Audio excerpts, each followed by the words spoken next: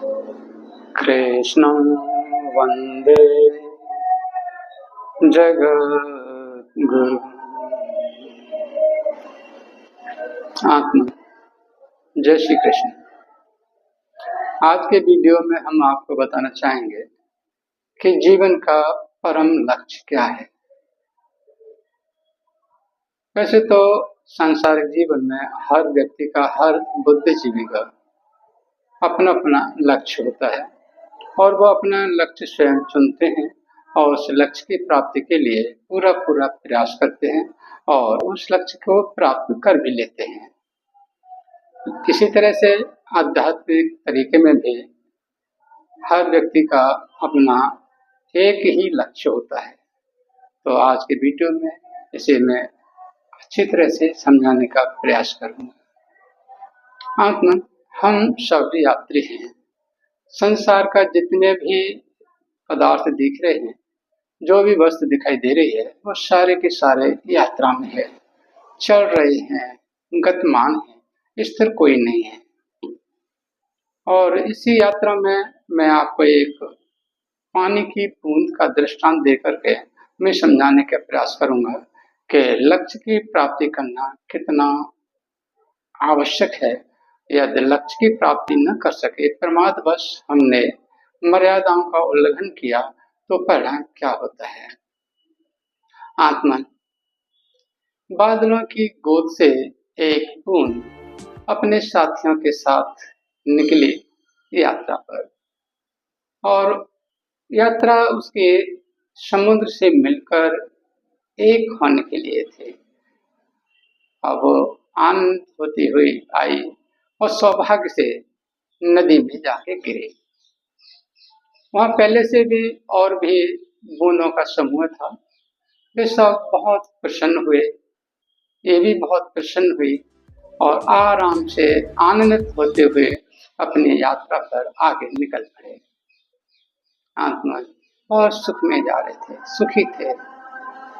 फिर ऐसा संयोग बना कि बूंदों के कुछ समूहों ने मर्यादा का अतिक्रमण कर दिया, मर्यादा तोड़ दी और मर्यादा तोड़ करके वो बाहर आ गए, नदी से बाहर आ निकल आए और बाहर आकर के उन बूंदों के समूह ने बाहर जीव जंतुओं को थोड़ा पीड़ित भी किया, क्योंकि अमर्यादित व्यक्ति किसी को भी पीड़ित कर सकता है। और फिर आगे चल करके वो बूंद अपने समूह के साथ एक गड्ढे में इकट्ठी हो गई, इकट्ठे में पड़ी रही। फिर धीरे धीरे कीचड़ बनी। सूरज का ताप सहन करना पड़ा और इतना ताप सहन करना पड़ा, इतना ताप सहन करना पड़ा उसे कि उसे बाष्प होकर उड़ना पड़ा और बाष्प बन करके फिर वो बादलों की गोद में फिर जा पहुंची और वो बादलों की गोद से फिर यात्रा शुरू करेगी।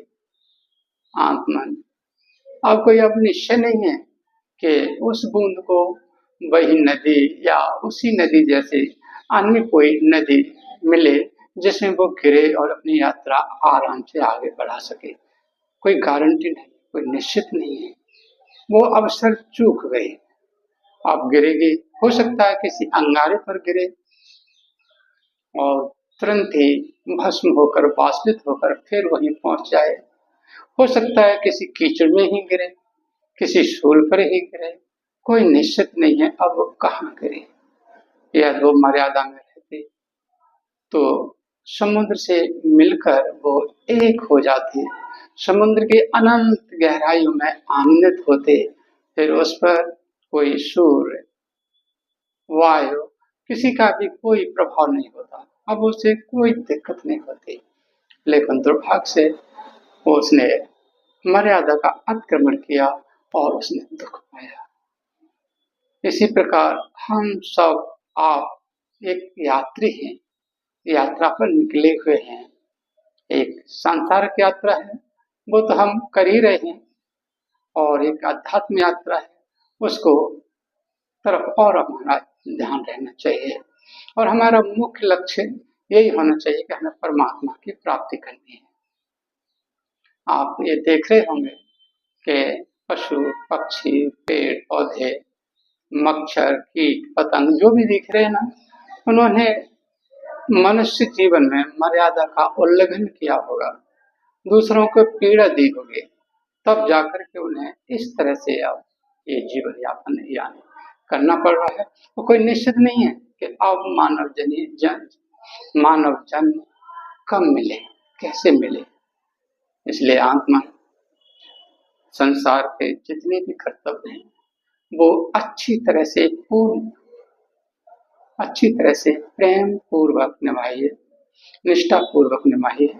मर्यादा का मतलब ये है कि सीधे से शब्दों में आप ये देख लीजिए कि आपको जो चीज रुचकर है, जो चीज पसंद है, जैसा व्यवहार आप अपने प्रति चाहते हैं कि कोई मुझसे प्रेम से बोले, मेरा सम्मान करे, मुझसे झूठ न बोले, छल कपट पूर्वक व्यवहार न करे, जो भी बात हो सच्ची सच्ची बताए, मेरा सहयोग करे, इस तरह की भावना आप अपने प्रति चाहते हैं तो आत्मन इसी तरह से आप दूसरों की तरफ भी कीजिए।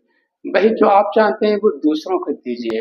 आप सबके साथ प्रेम पूर्वक अच्छी तरह से व्यवहार कीजिए और किसी का पीड़ा मत दीजिए। और ऐसे करते से रहने से सांसारिक जीवन यापन कीजिए।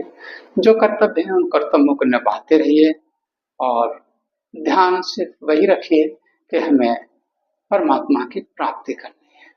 मत पूजा पाठ कीजिए, मत आंख बंद कर करके उनका चिंतन कीजिए, कुछ मत कीजिए। सिर्फ एक लक्ष्य रखिए दिमाग में कि मुझे परमात्मा की प्राप्ति करनी है।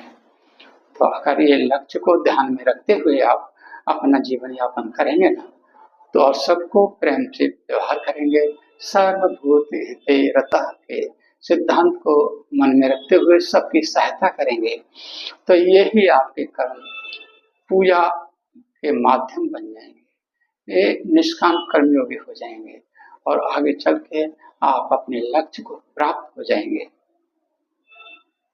जिसके लिए हमने यात्रा शुरू की है। अब पता नहीं ये यात्रा कब से शुरू हुई है, लेकिन मैं आपसे अनुरोध करूंगा कि इस यात्रा को आप समाप्त कर देना चाहिए अपने परमात्मा में मिल करके।